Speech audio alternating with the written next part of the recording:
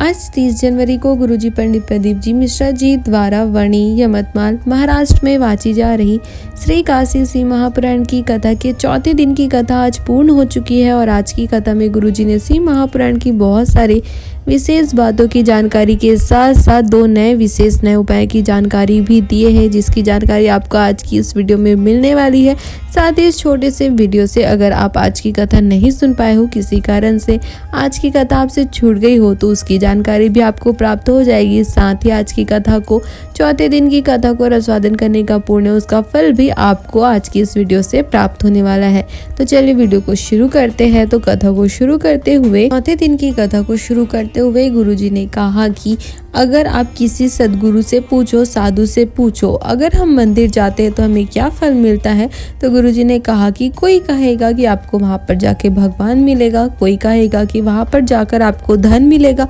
कोई कहेगा कि आपको वहाँ पर जाकर वैभव सत्ता मिल जाएगी, कोई कुछ बताएगा, कोई कुछ बताएगा। पर शिव महापुराण की कथा वर्णन करती है कि जब आप एक बार भगवान के द्वार पर पहुँच जाते हो और ईश्वर की रोशनी, ईश्वर की नज़र आप पर पड़ जाती है, तो फिर आपके जीवन में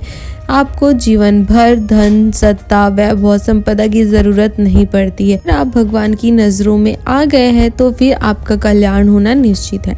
कथा में आगे गुरुजी ने कहा कि कई लोग कहते हैं कि मैं 1 महीने से शिव जी पर जल चढ़ा रही हूँ, बेलपत्री चढ़ा रही हूँ, पर महादेव मेरी नहीं सुनते। कोई कहता है कि मैं 6 महीने से शिव जी की भक्ति कर रही हूँ, शिव जी पर जल चढ़ा रही हूँ, शिव जी पर बेलपत्री चढ़ा रही हूँ, पर शिव जी मेरी नहीं सुनते। कोई कहता है कि मैं 1 साल से शिवलिंग पर जल चढ़ा रही हूँ, कई उपाय भी कर लिए, लेकिन फिर भी मेरे साथ कुछ भी अच्छा नहीं हो रहा है, शिव जी मेरी नहीं सुन रहे हैं, मेरी भक्ति, मेरा 1 लोटा जल मेरे उपाय को स्वीकार नहीं कर रहे हैं। तो इस पर गुरुजी ने कहा कि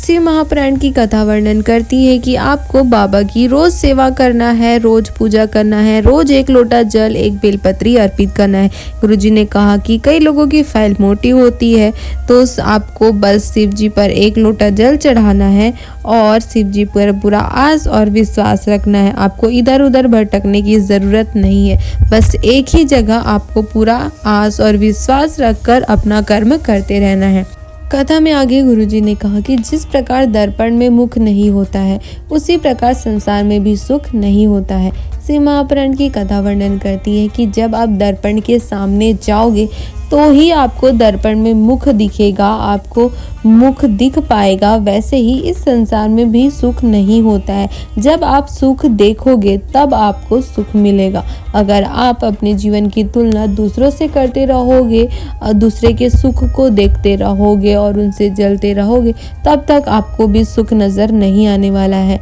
अगर आप अपने जीवन में छोटी छोटी चीज़ों में खुशियाँ, सुख देखना चालू करोगे तो आपको भी सुख नज़र आना शुरू हो जाएगा। कथा में आगे गुरुजी ने कहा कि शिव महापुराण की कथा वर्णन करती है कि शिव जी पर जल चढ़ाने वाला व्यक्ति का केवल 1 पीढ़ी ही नहीं तरता, बल्कि उसकी पूरी 71 पीढ़ियां तर जाती हैं। अगर आप शिव महापुराण की कथा नहीं पढ़ सकते हो तो आप कभी उज्जैन पहुंचो तो उज्जैन के ऋणमुक्तेश्वर मंदिर में जाकर आप जरूर देखें। वहां उज्जैन के ऋणमुक्तेश्वर मंदिर की दीवारों पर खुदा हुआ है, लिखा हुआ है कि शिव जी पर जो व्यक्ति 1 लोटा जल चढ़ा देता है, उस व्यक्ति की 1 नहीं बल्कि पूरी 71 पीढ़ी तर जाती है। कथा को आगे बढ़ाते हुए गुरुजी ने कहा कि भोजन, भजन और नारी जितने पर्दे में रहती है उतनी ही सेफ रहती है। अगर आप भजन कर रहे हो, माला जाप कर रहे हो, तो आपको गौमुख के अंदर ही माला जाप करना चाहिए। अगर आप भोजन भी कर रहे हो तो आपको हमेशा घर के अंदर ही बैठकर भोजन करना चाहिए।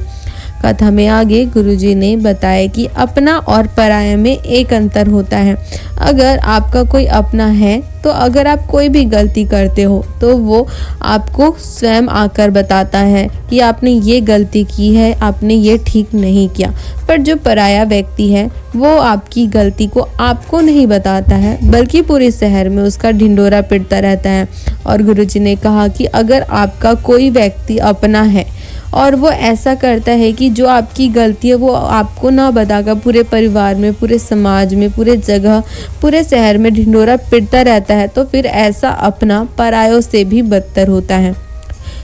कथा में आगे गुरुजी ने शिव महापुराण की एक विशेष जानकारी और एक विशेष उपाय को बताते हुए कहा कि अगर आप रोज शिव जी पर त्रिपुर नहीं लगा पाते हो, अगर आप रोज शिव जी पर भभूति नहीं लगा पाते हो और अगर आप रोज अपने माथे पर चंदन नहीं लगा पाते हो, तो शिव महापुराण की कथा वर्णन करती है कि जब आप रोज शिव जी के मंदिर जाओ, शिव जी पर जल चढ़ाने के लिए जाओ, तो शिव जी पर जल चढ़ाने के बाद उस जल को थोड़ा सा लेकर अगर उसका छिटन आप अपने ऊपर कर लेते हो, तो उस छिटन मात्र को कर लेने से 24 घंटे तक आपके अंदर एक विशेष एनर्जी बनी रहती है। आपके साथ हमेशा अच्छा होता है और जो भी कार्य आप दिन भर करते हैं उसमें आपको सफलता मिलना निश्चित है। बहुत ही आसान उपाय है, रोज आप इस उपाय को कर सकते हो। जब भी शिव जी के मंदिर पहुंचो तो मात्र आपको शिव जी पर एक कलश जल समर्पित करना है और फिर उस जल का छिटन आपको अपने ऊपर कर लेना है।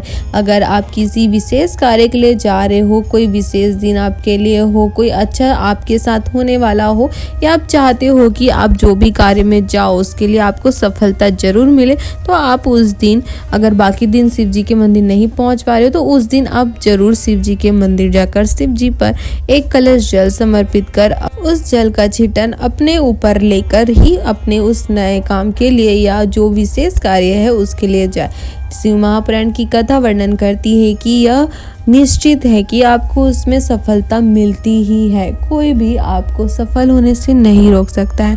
कथा के अंत में गुरुजी ने एक और विशेष उपाय, रोग मुक्ति वाला उपाय बताते हुए कहा कि अगर आपको लगे कि आपके शरीर में कोई कष्ट है, तकलीफ है, आपके शरीर में कोई समस्या आ रही है और आपको नहीं पता है कि आपको कौन सी समस्या है, लीवर, किडनी खराब हो रही हो या शरीर में कोई भी परेशानी हो और आप डॉक्टर के पास चेक कराने के लिए जाने वाले हैं और आप चाहते हैं कि आपके शरीर में कोई भी रोग या बीमारी ना निकले, आपके शरीर में कोई भी कष्ट ना हो, तो उसके लिए गुरुजी ने शिव महापुराण का एक विशेष उपाय बताते हुए कहा कि आपको उस व्यक्ति को जिसका आप चेकअप कराने के लिए लेकर जा रहे हैं, उस व्यक्ति को लेकर सबसे पहले शिव जी के मंदिर जाना है। या आप अपना चेकअप कराने जा रहे हैं तो आपको सबसे पहले शिव जी के मंदिर जाना है, फिर आपको शिव जी पर एक कलश जल कुंदकेश्वर महादेव का स्मरण करते हुए समर्पित करना है। साथ ही एक बेलपत्री आपको शिव जी को समर्पित करनी है। शिव जी पर बेलपत्री और जल समर्पित करते समय आपको कुंदकेश्वर महादेव का स्मरण करते रहना है।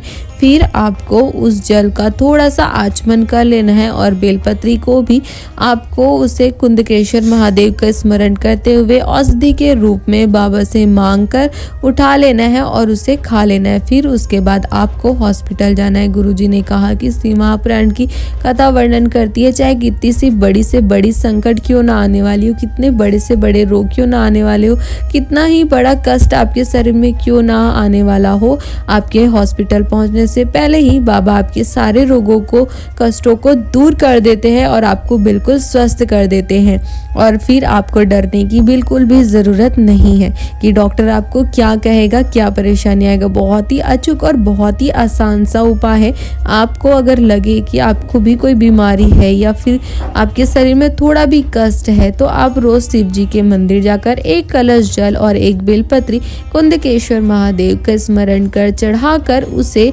प्राप्त कर खाना शुरू कर दीजिए। आपके शरीर के सारे रोग, दोष, कष्ट सब दूर हो जाएंगे और बाबा भोलेनाथ की कृपा आपको प्राप्त हो जाएगी। तो ये थी आज के श्री काशी शिव महापुराण की कथा के चौथे दिन की कथा में गुरुजी द्वारा बताए गए सारे विशेष बातों और 2 विशेष नए अचूक उपायों की जानकारी। अगर आपको आज की कथा की ये सारी जानकारी अच्छी लगी हो तो आप हमारे वीडियो को लाइक कर सकते हो और ऐसे ही गुरुजी द्वारा बताए गए विशेष तिथियों के विशेष व्रत, नियम, उपायों के साथ साथ शिव महापुराण की विशेष कथाओं की जानकारी के लिए आप हमारे चैनल को सब्सक्राइब कर सकते हो और अपने परिवार वालों के साथ या अन्य शिव भक्तों के साथ इसे शेयर भी कर सकते हो, ताकि उन्हें भी आज की कथा की ये सारी जानकारी प्राप्त हो सके और वो भी इन उपायों को करके महादेव की विशेष कृपा प्राप्त कर अपने जीवन के